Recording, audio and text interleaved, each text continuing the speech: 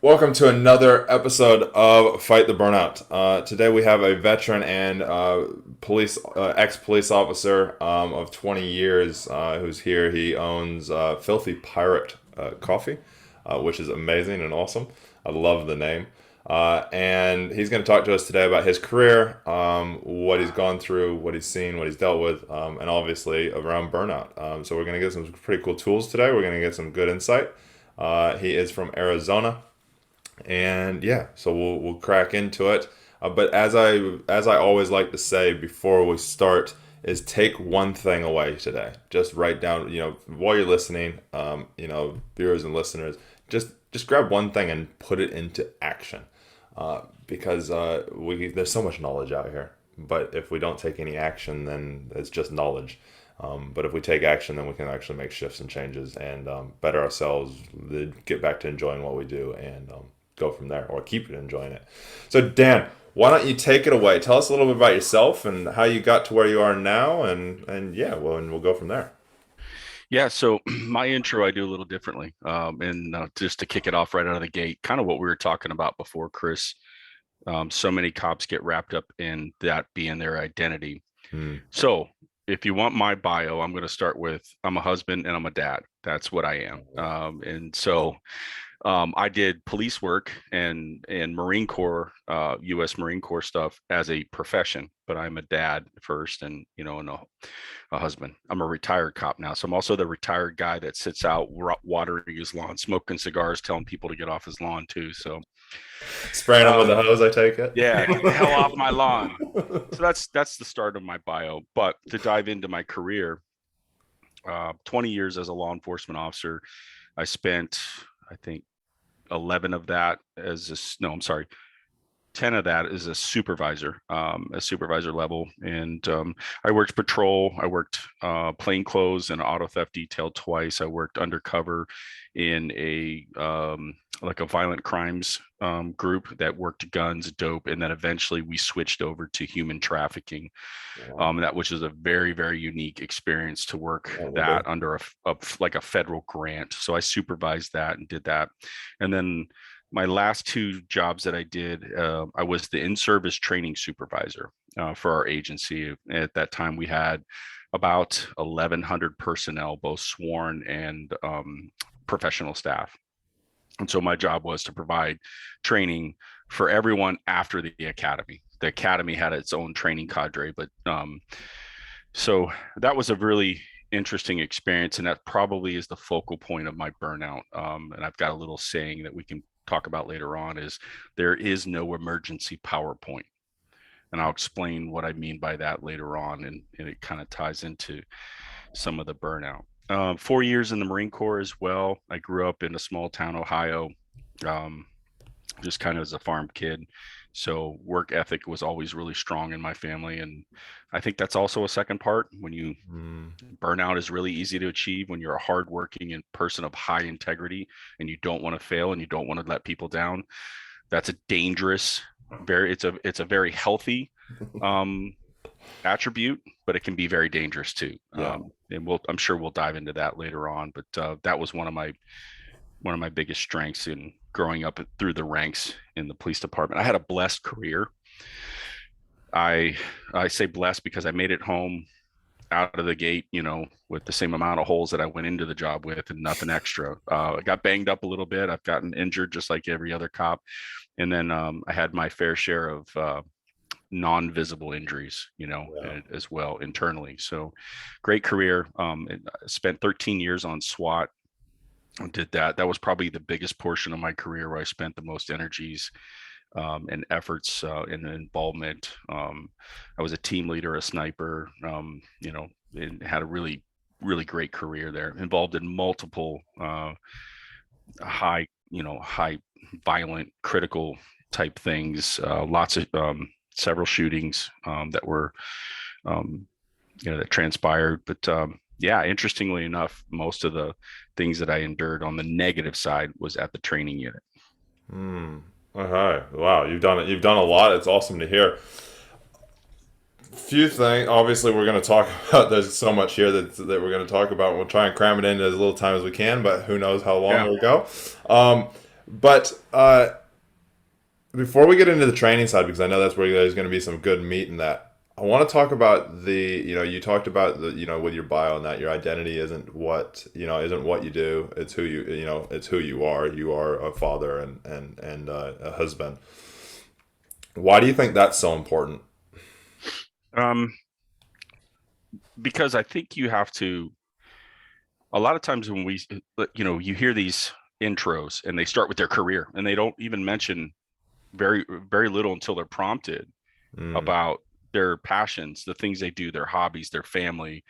A lot of people don't know I have my oldest son's gonna be 21. He has autism, and we're going to take care of him for the rest of our lives. So a lot of folks, in our career fields, law enforcement, first responders, even military, they start with, I'm a Green Beret, I'm a firefighter, I'm a cop, I'm a SWAT guy. Well, the truth is, you're not.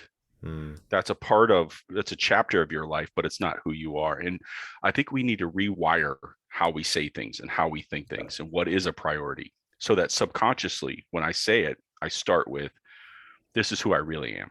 yeah. That's a part of me, but this is who I really am. How long have you been doing that for? Just the last couple of years, mainly this last year. I did a lot of rewiring this last year. I've been retired since November of 2020. We spent that following year, most of 2021, getting the business up going, getting the podcast that we run up going, and smooth. And then I've also really this last year, part of 2021, and then this year, just spending on rewiring how I think, how I talk, how I act, the things that I do, what's a priority, what's not a priority, what can wait, what I used to, dive into right away. that But I think, Ohio hard worker. yeah, it's just someone hey, Dan, can you help me with this? Absolutely. I'll drop everything and I'll go.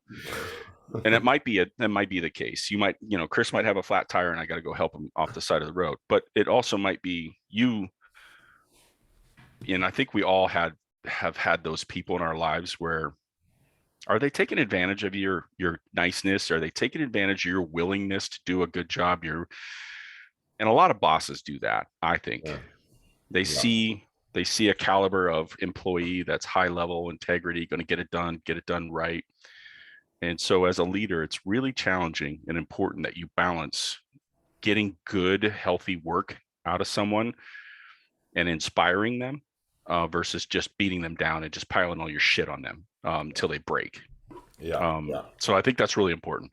Yeah, no, it definitely is, and it's interesting how a lot of us law enforcement and that it takes us a few years out of the job to recognize that what we did wasn't actually who we are. So it's all about seeing what we can do to transition that faster, or even before we leave, because then be- you know it, law enforcement's got one of the highest divorce rates out of any Yeah. career that you can have, and it's not Substance because abuse. yeah. Yep. Gambling. Yep. It's not because we're all a bunch of horrible people and nasty. It's because that's who we end up becoming because we think we are what we do.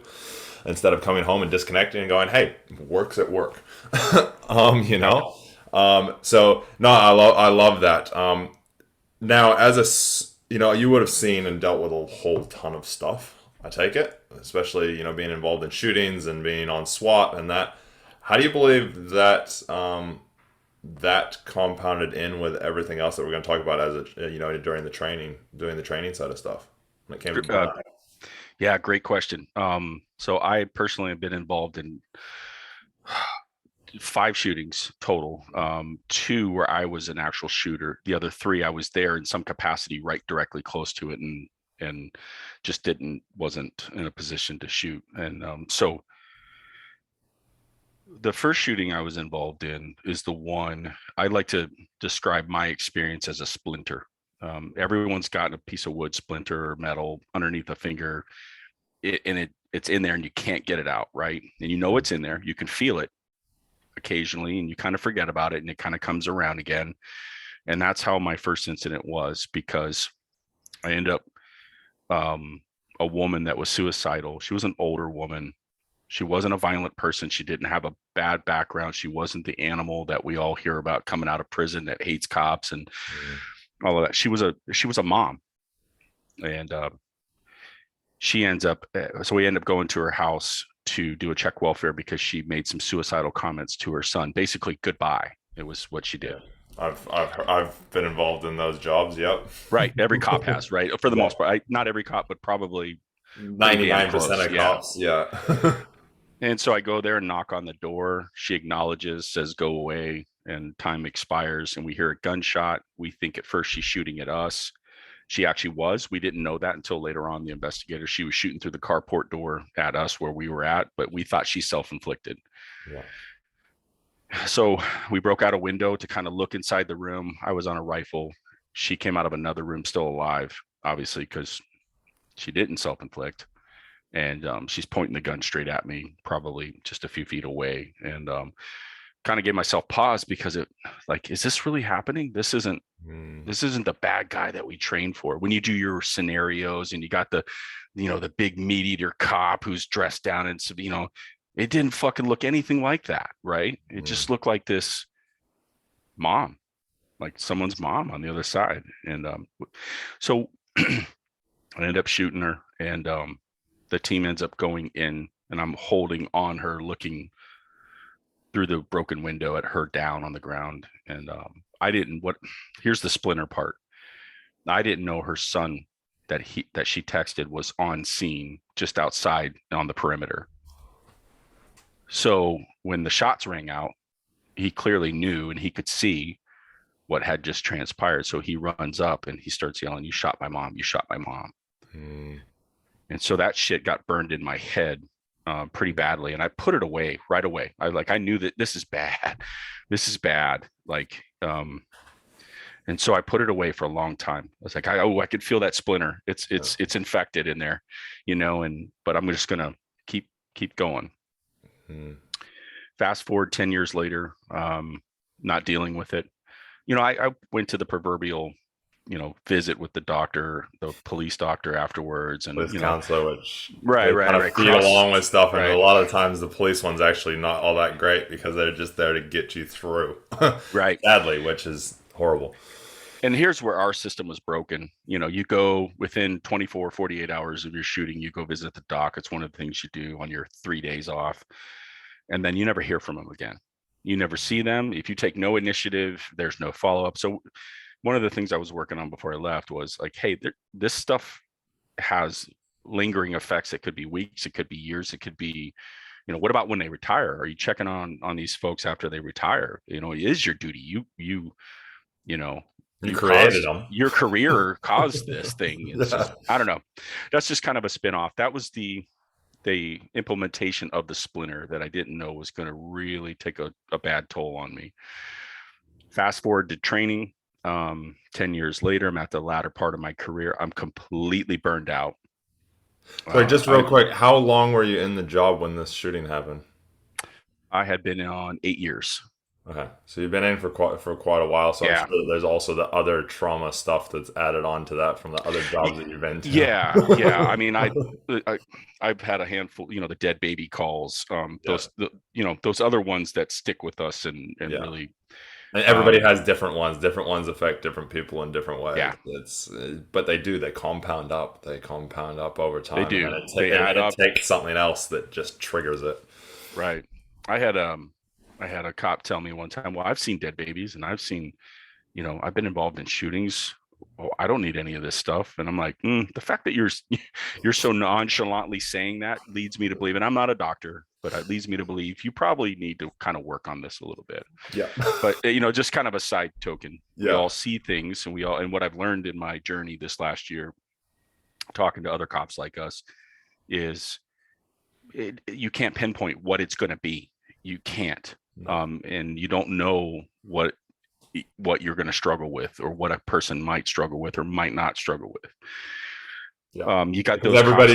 Everybody has their own past pre-policing, and this is where I'm very passionate about helping. When I help those get into law enforcement, same thing. I talk to them about their past and what they've gone through. Because if you're bringing it in and those are the reasons because you want to stop that, or you want, those are painful and you don't like them, so you want to help, you want to stop them. Yes, that's very good. But if you're living by that, all it does is compound in all the time.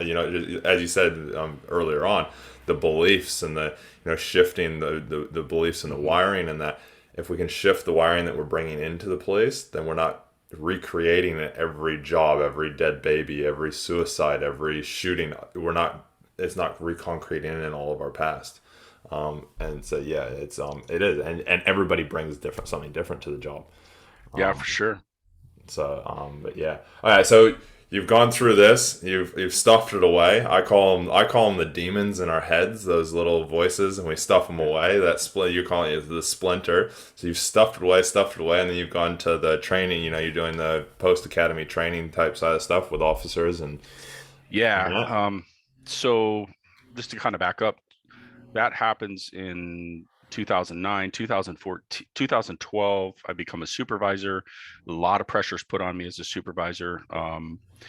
And I'm not saying this arrogantly. I was just a doer. I got things done. I got things done very well. And so you become the person. Hey, Dan, we got this project coming up. I need you to, get a few people together and blah blah blah. Well, that's one, and then there's two, and then there's three and four and five, and they're all due tomorrow, and it just stacks up. And I did not have a no button, Yep. or I'm sorry I can't this week, and that is real critical to start rewiring your brain to look at things and go, that's too much. It's not healthy. It's not going to do anybody any good.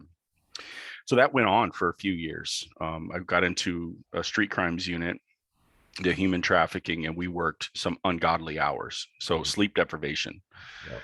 um, poor eating habits. I was going to the gym at that time, and I think that probably helped me a ton, Yep. more than I ever could imagine. I think it would have killed me physically, all of this stuff, had I not been going to a gym 5 times a week I working say out. this all the time. The gym saved my life when I was going through all the hell. When I had all the stuff going on Yes. mentally wise, the gym was my release, and it was my drug as such. Now it's not so much my drug. I feel like the gym can be it's a very good thing, but it can also be just like heroin. It can be something that is when you're reliant on anything Yeah. really to survive. You need to, it's that why. But okay, so going to the gym, that's good. So you got the fitness side of stuff to release things.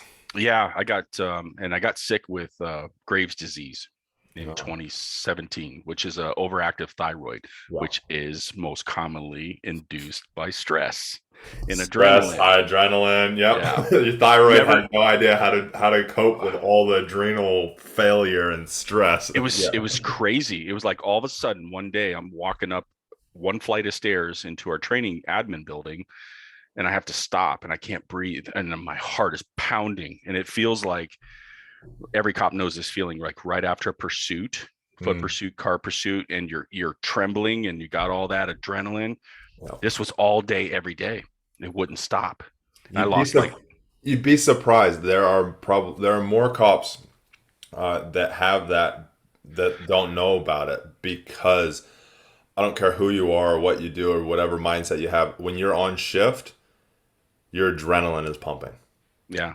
So Oh our yeah, it's body doesn't ready. know. It's on alert, It's right? it's Yeah. always going. I remember when I left the place, it took me ages to, I'd get excited about something or something I'm passionate about. I get excited about it. My adrenaline would go, and I'd get such a flood of adrenaline that I'd start to get shakes that I couldn't control because my body didn't know how to regulate my adrenaline. Yeah. Well, if you let that go too long, or and everybody's different, you could end up like in my case where your Yeah. body is pumping adrenaline nonstop. And so I lost like 40 pounds Wow. really fast, and I'm a big guy, and so it also hit me in the gym where I was like, all of a sudden I had no strength, no Mm. energy. So I stopped going to the gym, which was bad, but I had to for this. And eventually over the next few years, that was able to get under control. But I was now at the training center, and I was at the training center under a new chief who was a progressive liberal from California, who actually is now the Border Patrol and Customs director, Chief Magnus, Chris Magnus, who was just nominated Oh. by Biden administration. And so his running orders were basically our training was completely outdated and not very good, which he was correct. It was like most police departments. You go to that 1 10-hour training day, everyone's dragging their gun belts in, looking like a bag of shit, and acting like a bag of shit and pissed off because they got to be there. And I say Oh, that from a supervisor standpoint because it's like, oh, you guys are killing me. Just do the training. But yeah. I remember turning up to some trainings like that, and I yeah, turned up there. I was on diplomatic protection at the time, so I had done high level like CQB training and stuff. And I went to because we had to get up to level 3, like responder type thing. From level 1, they were changing how the who was in what level and that, and so we had to get up to there. And so I go to this, and I'm there with all these like frontline cops, these old crusty cops that have been, and they're there and they're doing their holds, and they're like this doing their holds, and I just slapped one of them in the face. I was like, dude, if I can slap you in the face, you can get the shit kicked out of you. And yeah, so, but watching them, they're just is that one day a year, that yeah. blase kind of thing, and yeah, And I was used to training with SWAT guys, and our yeah. training at that we was hardcore. Like you went It's at it. similar to me. Yeah, you went at it and you gave it your all, and at the end of it, you debriefed it and you took accountability for all your mistakes. And Yep. it was completely contrast Yeah. what our agency was. Now, talking about the officers and just how minded they were. Well, that was the agency's fault because we had built Mhm. this over 20, 25, 30 years of the shit training. Yeah. We had people teaching that shouldn't have been teaching. We had people that didn't have credibility, people that were hiding from police work that did not really care They about go there training. they go there because they don't want to be Yeah. frontline, but they don't want to leave the job. Yeah. So that's why they brought me in. They're like, they cleaned house and they said, we want a new supervisor who's got an extensive background, who could teach tactics, use of force, who's a good instructor, who can get the message across. And they asked me to do it. And I said, I'll do it. Because I like training. I really, really enjoyed instructing, and I was good at it. And I Mhm. could take someone and show them how to do the job in a way that made it valuable to them and that Yeah. they wanted to learn. And we To, did to that. their to their needs, because everybody learns differently and everybody's Right. taking something different away from something, and as soon as you can figure out what it is that that person needs, shit, they'll soak everything up. Yeah, one of the things we did at training was we stopped saying this is right or that is wrong. It was what did you do? Why did you do it? Is it legal? Is it moral? Is it just, and then we'll go from there, because you could go left when I go right. And Yeah. maybe both are fine, right? Yeah. And so we broke that curse. And Yeah. now, It's good. so to give this chief credit, we went up, I think in 2017, 600% in training volume Wow. in 1 year. That's So a you can lot. imagine That's a lot of volume for the lot of for the volume, guys a lot of volume. teaching it. Right. And so we did a really good job. We pump out this curriculum. The reason I'm saying all this was eventually that shit, when you never let off the gas pedal, it eventually will break you. It'll Mhm. break everyone. And they never did. They'll make it worse. And this is something to be mindful for your listeners that are listening that might be in a supervisory or command management position, is be mindful of sending new aspiring people that want to get promoted into positions like that where you're making big changes, because they will bury people, in my experience, to get promoted. Uh-huh. And they don't give a shit who they step on to do it. Not all of them. So just keep that in mind, that's what is your goal. My goal when I went there was to get everybody home, keep them Mhm. out of jail, and keep them out of the hospital. That Yeah. was our goal. I told my staff, those are the three things that we're going to do. That's your mission Keep them out of, statement for your that's your right. mission statement for the Get training. them home, keep them out of jail, and keep them from ending up in the hospital if we can. But my boss's mission was a little different. And so Mhm. here's where it starts. The splinter's really starting to poke through the skin now, at this point, 2017, 2018. And I hit some pretty low moments where it just, I didn't have the support. They gave me the mission, but didn't have the support to kind of fix things. And there was a lot of things going on. Cops were pissed, as you can imagine. You Well, go in from one. 20, so you said 2017, We and in started in early 2016 or late 2016, and then early yeah, and in 2017. wasn't it 2016 the Black Lives Matters thing started coming up, and there was all the Well, yeah, anti-police stuff yeah. going on as well, Well, which that adds more stress to it because that was the time when I started to hit because that was happening in the U.S. and it was starting to peddle here. I had my stuff going on, so that popped in my head, and I know all around the world it started to.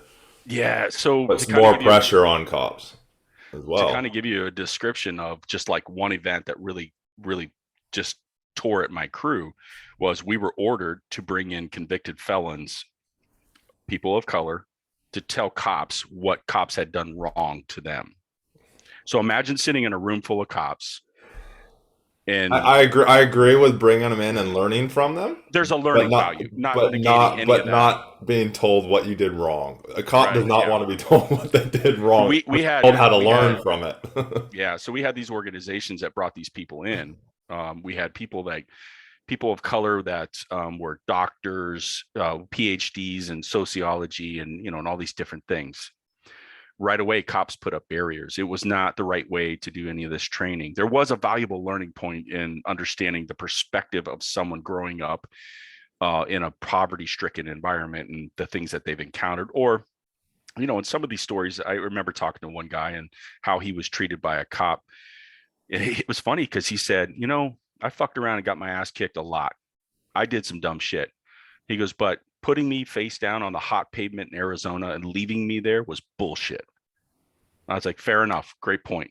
You know, Yeah. I mean, that it made me really think because we took for granted on that stuff sometimes and Yeah. how we put people down and then when do we get them up in a timely manner and so forth. But anyway, I digressed. What all of that training there caused so much conflict. I had officers screaming at me outside of the training classroom, fellow supervisors. What the fuck are you doing bringing this shit in here? And what they were angry about was the new chief and the direction of the country, Yeah. right? So Ferguson, Baltimore, all that happened in 2014. By 2016, things were changing. Body cameras are out. All this stuff was coming. De-escalation training, mental health training, and it was a lot, man. We Yeah. we don't realize how much change this country did across the world, right? I mean, Yeah. for the world, everybody was involved in this. And by 2018, man, I was running on fumes. I was coasting into the gas station. I had nothing left, and shame on me. I didn't recognize it because I was that person that said, But "Just we keep never going, man." we never do. I know I went through it for years as well, and I had it multiple times. People say to me, and then it took me almost cheating on my wife to realize it.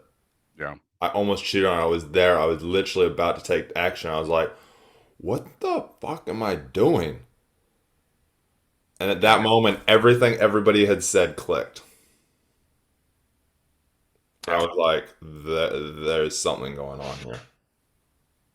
yeah. Infidelity is huge among our ranks, right? Well, And is it it's really? What is it? and Well, everybody has their own changing moment of, whoa, wait a second. I would love to hear if you know or can identify that kind of that moment where you're like, wait a second, now yeah, I need to go to the gas station. yeah. Because So then it yeah, puts everything up until then into perspective and you go, holy crap. yep. 20. So I can tell you right now, 2019 in the fall, sitting on the edge of my bed on two occasions, and I had completely checked out in life. It was over. It Mm, was done. And it was weird because for the first time in my life, I understood all those calls of people that I was dealing with when they were talk about their depression. I'm mm. like, what the fuck is that? I don't understand that. What is that? I get kind of disappointed sometimes, but I finally felt it. I felt like nothing. It didn't Nothing matter. mattered. Nothing Nothing mattered. matters. It and it's hard to describe. And once you get in it, it felt like I was in a toilet bowl just swirling, and I could not stop. Um, and so, the idea of this, I even started planning it and what I was going to do and how I was going to do it. And I just remember sitting around the edge of the bed, and I kind of looked up, and I see the picture of my kids and my wife, and I'm like, this is going to fucking destroy them. How could you be so selfish? You want to, Mm. you feel that pain inside and you want it to stop. And so when I was the first time I was sitting there, this is all within a 3-week time span Mm. where it really got really Really dark, bad, really, yeah. really, really dark. It had been going bad for 18 months prior to that, I think. And it just kept increasing and nobody knew, not a close friend. Nobody knew. And, I remember all I could hear was that guy saying, "You shot my mom. You shot my mom." And this is what kind of really catapulted me down because I was like, you start having these. I can't get this right. I can't do this right. I'm not good at this. And the rewiring was going really badly in the wrong direction. Yeah. And The negative thoughts, the negative beliefs, yeah, and it just starts to compound in. And yeah. yeah. And and then it finalized with, you're such a piece of shit. You shot somebody's mom.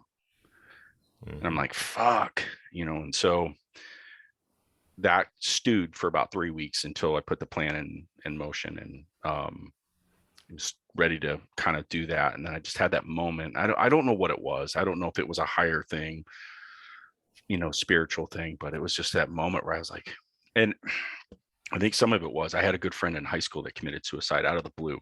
Yeah. And none of our friends, there was 4 or 5 of us that were real close, and nobody knew. And we were with him 2 days prior, partying and having a good time. And I just remember how devastated all of us, his family, his mother, his girlfriend, everybody was just destroyed.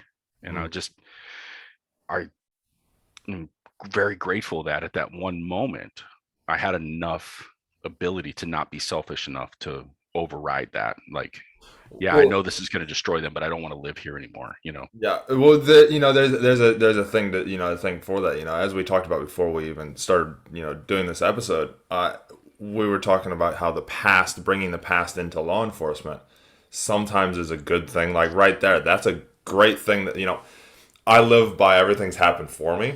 And so as horrible as it is that your friend, took his life, it set you up for the future of when you were in that darkest thing. It was like, wait a second, all of that subconsciously comes in and you're like, because I remember, like, for me, I got to a stage where I didn't create a plan, but I would think about, I'd ride my motorcycle as hard and fast as I could. And if something happened, I didn't care. Yeah. It's strange, I'm uncovering in my kind of just, research, that is a type of suicide by cop. If I'm out here on this traffic stop, if I just kind of turn into traffic, then I die on duty and I'm a hero. And so I would, mine was personal. Scary. My personal motorcycle, I would ride it fast. I would go off on rides and I'd push it through corners and do stupid things and see how fast I could get it to go, and go, well, if something happens, it's not a big deal. But I never actually wanted to. I never was like, I'm going, because the things that destroyed me were the suicides and the advising jobs. I went to, in a span of, I think it was 6 weeks, I went to 6 different suicides and the advising notification jobs. And so I saw that pain. So it was like, for me personally, I was like, no, I couldn't do that. But at the same time, I'm sitting there doing things that I was like, if it happens, it happens. Yeah. And it's a strange thing. Yeah. And yeah, it's just one of those. It's one of those. I have from that moment, I, just vowed that I'm going to do whatever I can to work through this and figure out what it is. And at the time, I really didn't know what it was, and No. I didn't, kind of piece together. I still had a little over a year left before I could retire. I didn't want to retire. I wanted to do another 5 years for financial reasons, but it came down to, especially after Minneapolis happened, I was like, oh God, I can't fucking do this again. Like, after Ferguson and all the changes and all the stuff. And I just, sometimes I feel like I quit, on the profession, but I also, like, at some point you have to salvage yourself. And I tell cops this now. I don't give a shit if you got 1 year in, 10 years in, 25 years in. If it's time to go, man, go. Time to go. Yeah. Go find some there, dude. There's a whole world out there. Yeah. Of amazing stuff. And what's cool is, with your training and the type of person that it takes to become a police officer, wherever you are in the world, you are automatically set up for success in your next career, because you're a problem solver. You can deal with things, you can work through things, there's so many attributes that we have that transfer over into the civilian world. So I tell folks all the time, I tell cops, say, man, don't be married to a retirement date or retirement money number. Be married to living healthy. And because what good is it to go work 35? You're going to work 35 years, keel over dead at 57, and not collect one fucking dime that you earned. Like Yep. what's the point of that? You gotta. So many people get so tied up in how to live their life that they never actually live their life. Right. Right. It is. It's so true. And we have to. As you've touched on many times, you weren't looking after yourself. Oh, not at all. And the number one thing as cops is we look after everybody else, but we never look after ourselves. Now I hear it all the time. Oh, we look after everybody who looks after us. It's like, no, no, no, no. We don't need anybody else to look after us. We look after ourselves, which then attracts people to come with us. You know? Here's a good point too, and I throw it back on agencies. Before I was leaving, we started seeing these comfort dogs coming in a Mm, lot for victims. They were for investigative units like child abuse units, where they would have these nonprofit NGOs that have these dogs come with them on safe environments to meet yeah. with the victims. And I was talking to a boss, and I said, do you think that maybe we should have thought about getting dogs internally in the police agency? If we're going to do this, why does everything have to be for the public when we just keep leaving ourselves out to dry all the time? How fucking hard is it for us to get a couple dogs, a couple Labradors Just that hang out in the some right, retired canines. right, that we all know and love, And he's like, I go, what's so hard about that? Why can't police administrators and politicians start thinking about their employees as an investment? Why Yeah. can't they do that? What is holding you all up? You'll do all this shit for everyone else in the public, and I get that. That's what we're there to do. It's kind of like you're buying lumber for your neighbor's house to fix it while your house is Well, your fucking house is falling down. falling apart. Yeah, Right. exactly. I It's don't so know. true. I love this. This is a great conversation. Um, as law enforcement, we do. I've talked to law enforcement and first responders all the time, and we're doing everything for everybody else. And one of the guys was like, we don't reevaluate ourselves. We evaluate every other Yeah. situation, but we don't evaluate our own Yeah. situation. And once we can start doing that, and once if departments can start actually thinking about, okay, how do we look after our team? Because if we look after our team, they will look after everybody else better. Yeah. Here's a good example. You should have never went and done those notifications No, if I you shouldn't were have. on scene, right? You should have never went there. It should have been me who wasn't on the call. I get summonsed in. Here's the name. Here's all the information. You're going to go to this address. And you're going to do a Yep. notification. Why are Yep. you doing that? Yeah, there were Why are there were my a, there were a couple that you. The one was I was with the dad when my partner the mm, found his son. So that one, which was probably the hardest one for me, watching somebody who was about my dad's age literally collapse oh because yeah, he kept pulling it out of me, kept pulling it because he knew as soon as I started taking him back to the car, he knew he subconsciously he already knew, and so he just collapsed in the walkway, and I pretty much had to carry him back to the patrol car. Um, but then yeah, there's another one where I went to the thing and we're like, oh, it's on our way back to the station. At the end of really, shift, we'll be there 10 minutes. We'll just stop. 3.5 hours later, we were yeah. still there. I mean, you think about that. You're about to tell a family that somebody important to them is gone and never coming back. Yep, And exactly. here you are, and I've done the same, And thinking I've like, got the hey, and I'm I've got gonna the image in my head of right, what he's actually done as well. right. You're on your way to, oh, I'll just stop, before I get my cheeseburger on the way back to the station, I'll just stop. And we got to change that Yeah. whole how we do all those things, and think about the significance of that. I've also been on notifications where cops did a really shitty job and very, very unemotional. Just, yep, your son's dead, died in a car crash, and I'm like, dude, Well, fuck, like, there's an emotional disconnect from themselves after that right, job where we went and I was like, we're like, oh, it'll take 10 minutes. We couldn't even get the welfare people to get there because I couldn't get a hold of them, so we ended up having to do all of it. Whereas normally you turn up, you get the welfare people, and they come, they take over, and you leave. So it's yeah, normally not too bad. But yeah, this one, and that day I can put it on to that day. It was the final nail in the coffin of removing my emotions. And from that yeah, day on, my emotions, and I'm an emotional guy, my emotions, I shut them off because the 16-year-old daughter found the suicide note on the computer, blamed herself, Oh. and all I wanted to do was give her a big hug. And it was about 2015-ish. No, it was 2014, so it was when all the Ferguson stuff was going on and that, and I was hearing it because I'm from the States initially. And yeah, and I'm sitting there going, oh, I can't give her a hug because that just is going to be unprofessional. You know, a 16-year-old girl giving her a hug saying it's not her fault. And that's all went through my head. And so I just went, it's okay. It's not your fault. And I disconnected completely. Yeah. And I never reconnected until I left the job. Yeah.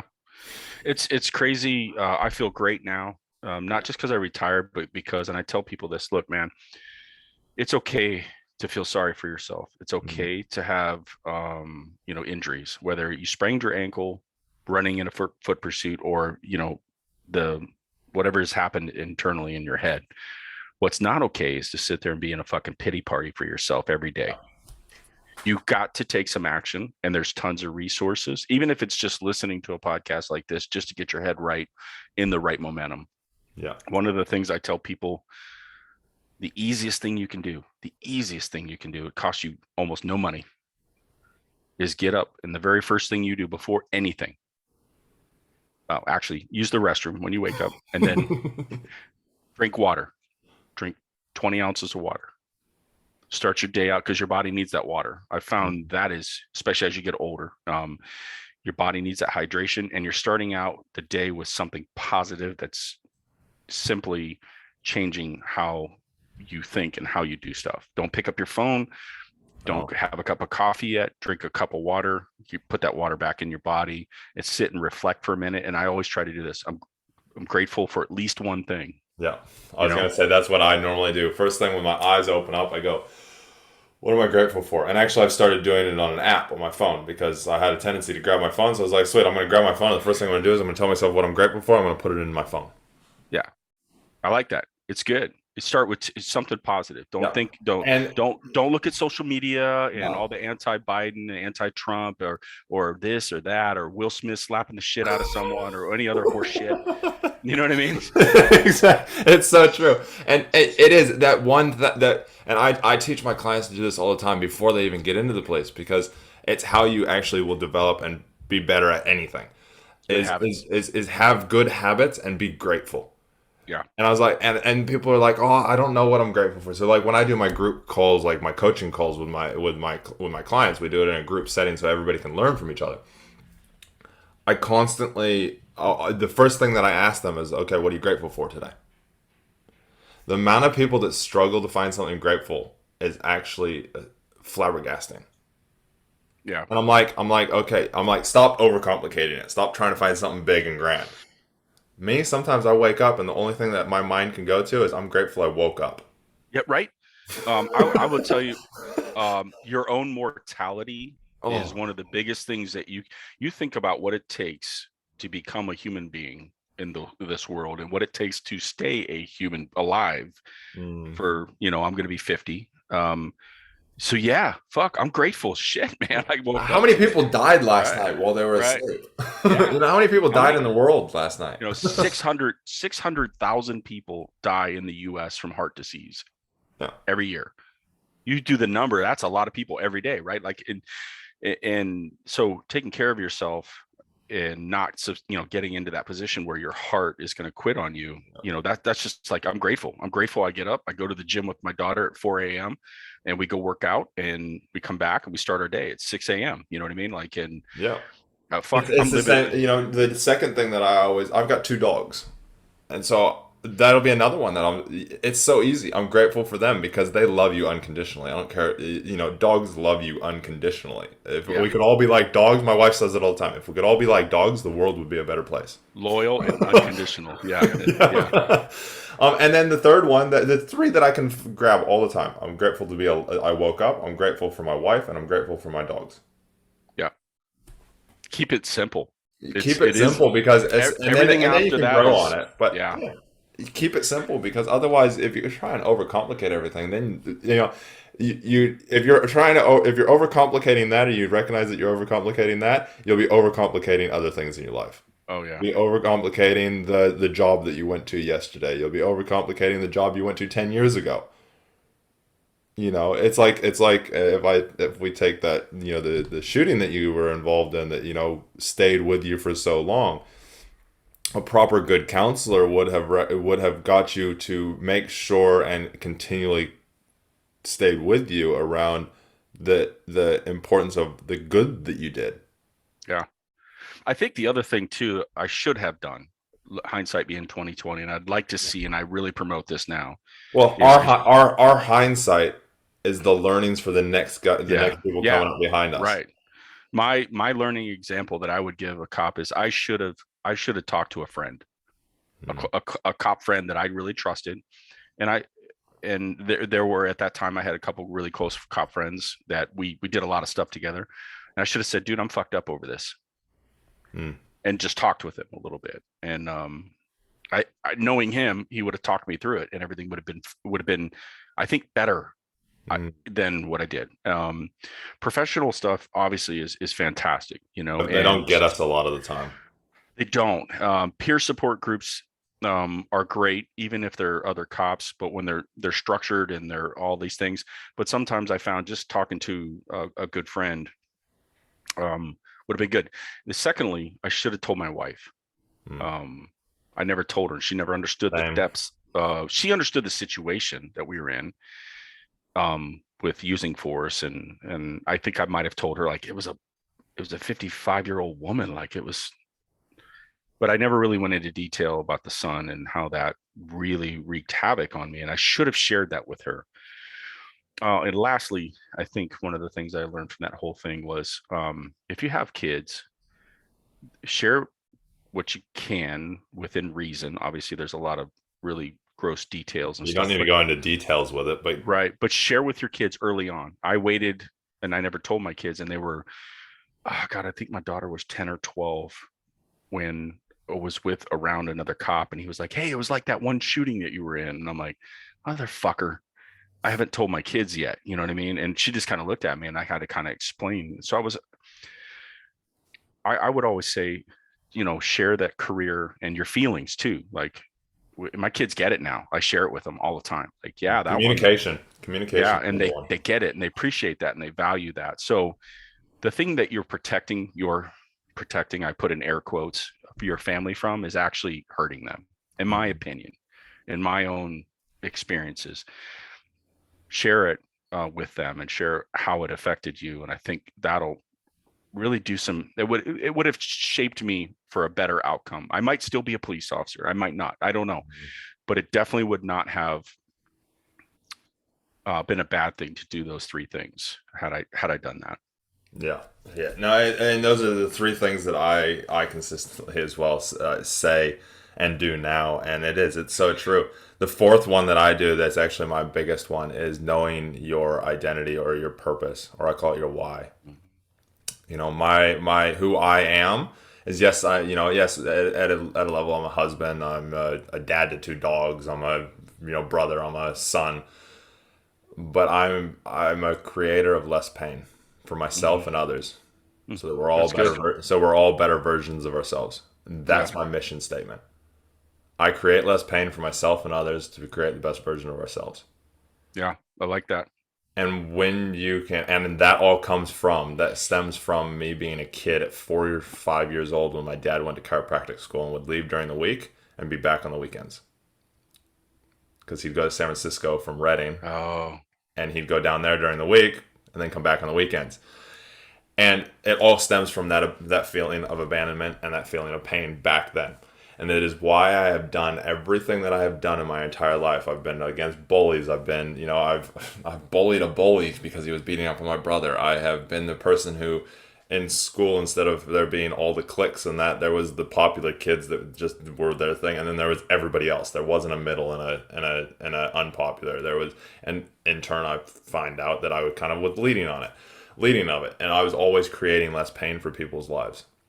Problem is that when I was in law enforcement, I wasn't creating less pain for myself. It was for everybody else, because I didn't have my mission statement, which I believe if I had had that mission statement and lived by it, I would still be a cop today, yeah. because I would have gone, I'm in pain. My mission statement is to reduce less pain, reduce the pain for myself Yeah. first. First and foremost, I'm in pain. Why am I in pain? and and everybody has their own unique one. Um, Dan, what do you reckon yours is? I think my why, if obviously, like you said, family man, I Yeah. dogs, all that stuff. I think my why, my purpose now is to be a good example of someone that can, hit some dips, some really lows, and just keep clawing. Mm-hmm. So if I could be every day from here through my conversations at the coffee store or my podcast or my interactions in general, I talk to cops all the time, still. If I can be that, like, I didn't know he was in that bad of shape. And I actually had a person tell me, you're like this Marine SWAT guy, mean as fuck trainer, all this stuff. Cause I was a hardcore kind of guy. Like, I would, as a supervisor, like, hey, stop fucking around. We're here to train, and that kind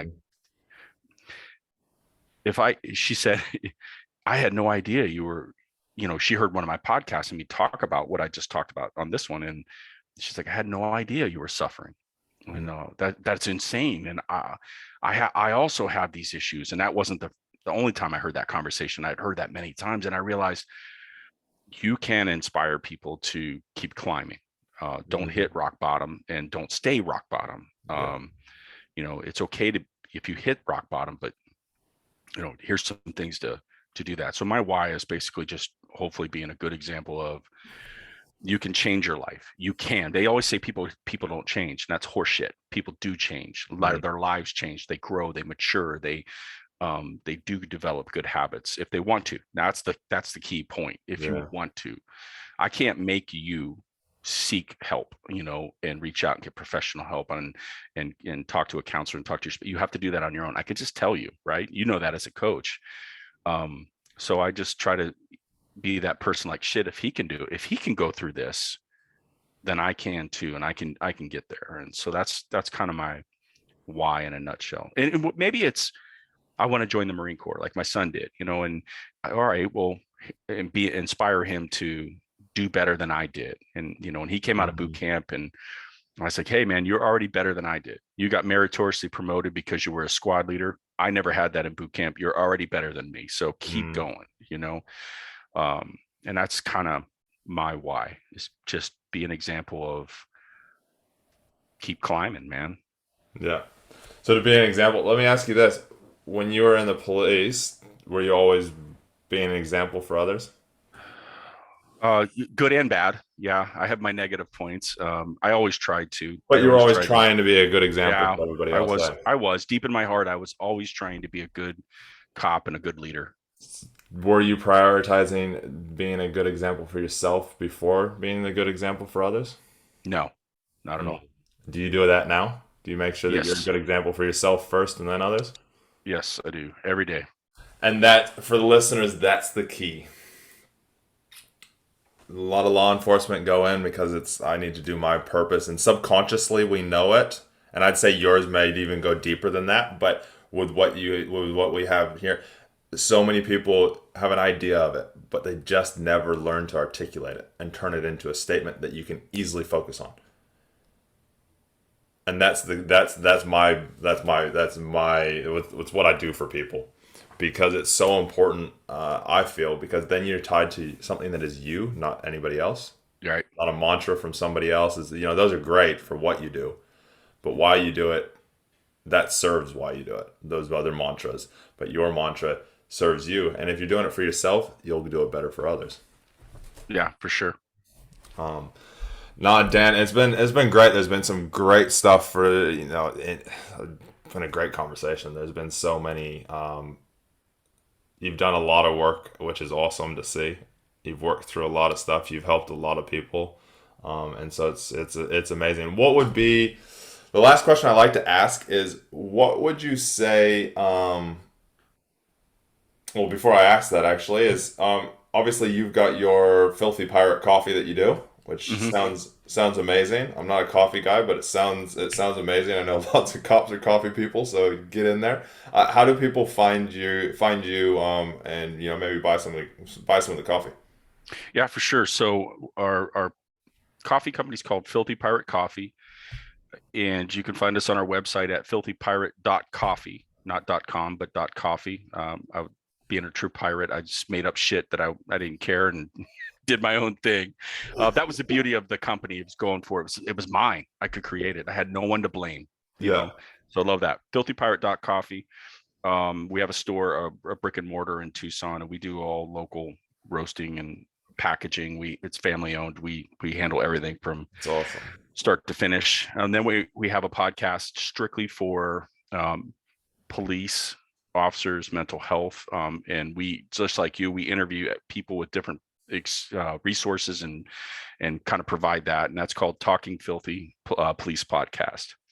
Cool. And that's on most of the major platforms, and I do that completely because I care about cops. And one of the things when I retired, I realized, man, there's a whole ton of experts out here that just for cops, right? Or first responders. There's doctors, there's resources, there's groups.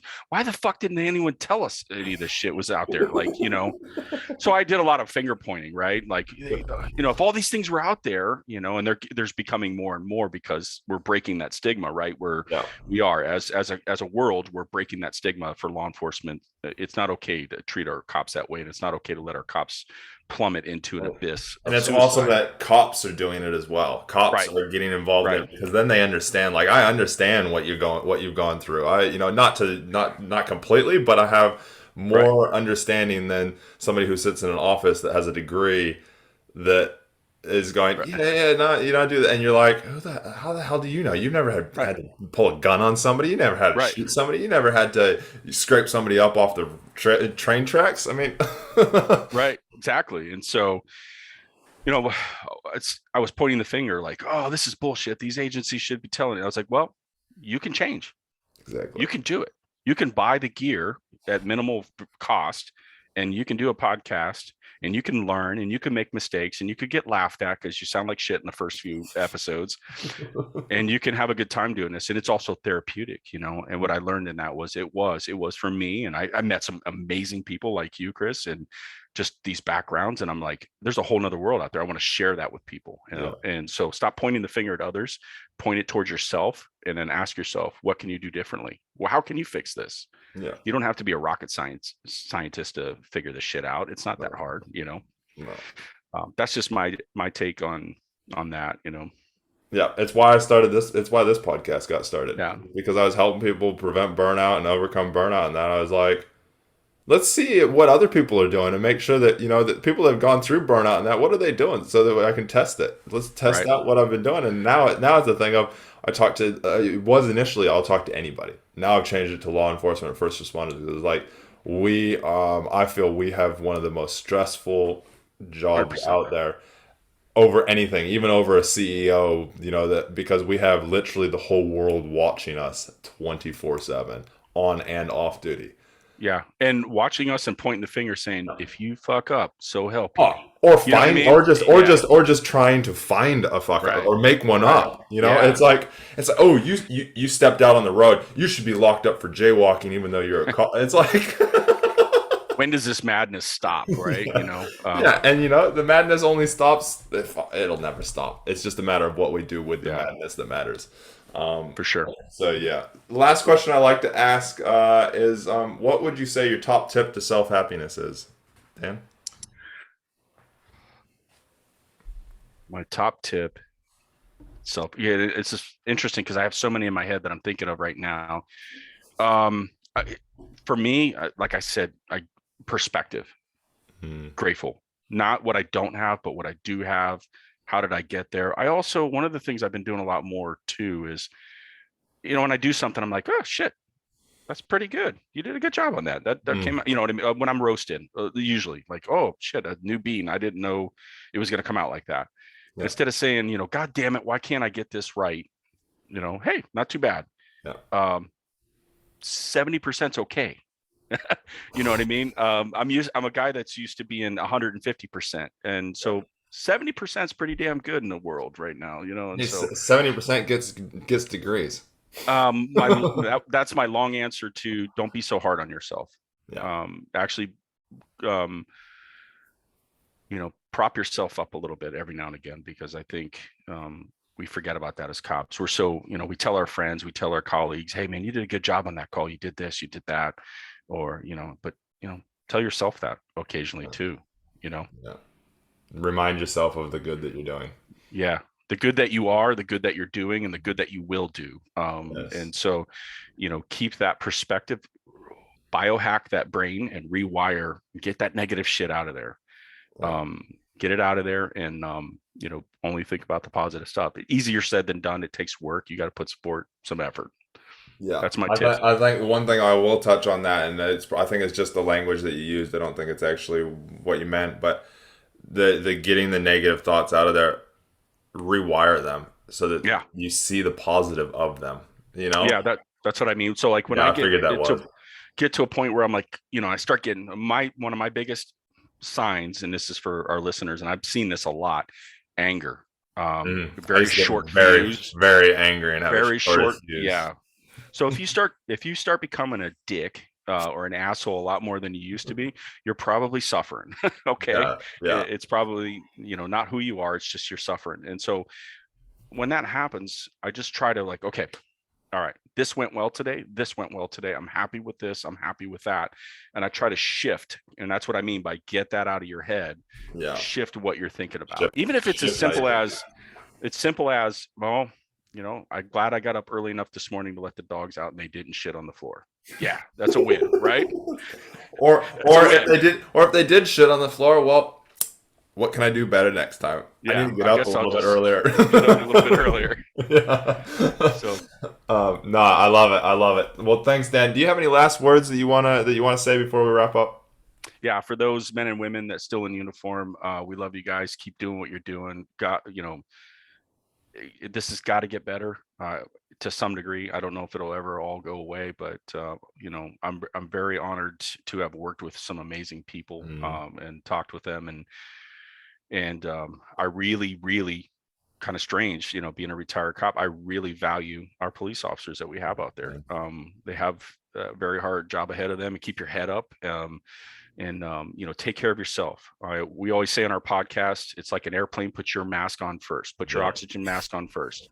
I use that It analogy makes no all the time. sense, right? But put it on first. Get your Yeah. oxygen rolling first, and then take care of everyone else. Yeah, no, I love that. It's so true. We have a tendency to look after everybody else's law enforcement, and we do a great job at it. But we got to look after ourselves as well, because otherwise we will have no oxygen and we will pass out while we're putting it on somebody else. Yep, you will go down. Yeah, and we all go down. So awesome. Well, thanks, Dan, for being here. Thanks for sharing. Thanks for being so vulnerable with everything, and being so open on it all, and passing on your tools and tricks and that as well. And for those that are listening, remember, we are here to support you. We are here to help you as well. You don't have to do it on your own. Doing it on your own, yep, you'll get there eventually, but let's make that time as short as possible, because I remember battling through it all, and Mm-hmm. yeah, it took forever. So let's make it so that that job that you love so much, you keep loving it, because it is the best job in the world. Yes, it's the hardest job in the world, but it's the best job in the world. You get to make some massive differences, and impact a lot of really cool people. So don't do it alone. If you feel like I might be able to be the one to help you, then cool. Reach out to me. Reach out to Dan. I know he'd be happy to have conversations. But if you want to reach out to me, we've got a free Facebook group actually, that you can come join. It's called Law Enforcement Career Development. So it's for those that want to join in the place. They are cops, or they want to transition out of it. They're like, okay, no, I think I'm ready to leave. That spark's not there. Let's go. So it's really easy to find if you want to. You can also just punch in Police Fam. So it's facebook.com/groups/Police Fam, FAM. And so you can come join in there. I give tips and tricks and tools, and we're doing 5-day challenges at the time of this recording. It'll still be in there. That's all the mental kinds of things to help you develop. But also my email is team@createfromwhy.com. So you can flick me an email at anybody who's listening. And yeah, come join us. I hope you enjoyed this episode. I know I did. I learned a lot from Dan. I heard, just reinforcing a lot of stuff, hearing it. And I love hearing people's stories. So I've yabbered on enough now. So thanks for listening, and yeah, make sure you like and subscribe, and we will talk to you guys on the next one. Thank you, guys.